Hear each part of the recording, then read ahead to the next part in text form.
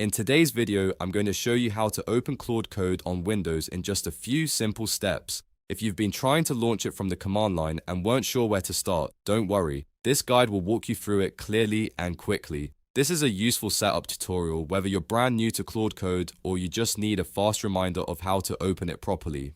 If this video helps, make sure to hit the like button and subscribe for more easy software tutorials just like this. Alright, let's jump right in. First, go to the Windows Start menu and search for CMD. You can do this by clicking the Start button and typing CMD into the search bar. You should see the command prompt appear in the results.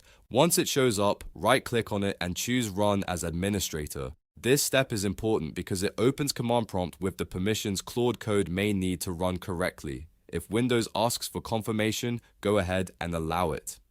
After command prompt opens, you'll see a black terminal window with a blinking cursor. Now type Claude into the command line and press enter on your keyboard. Make sure you type it exactly as shown so the command can launch properly.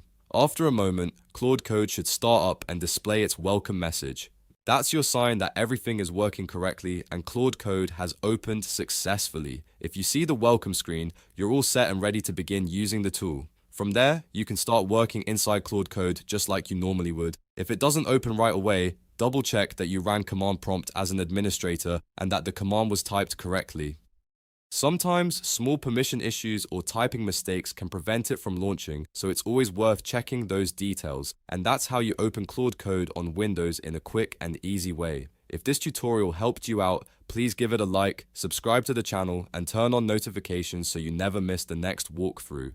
Thanks for watching, and I'll see you in the next video.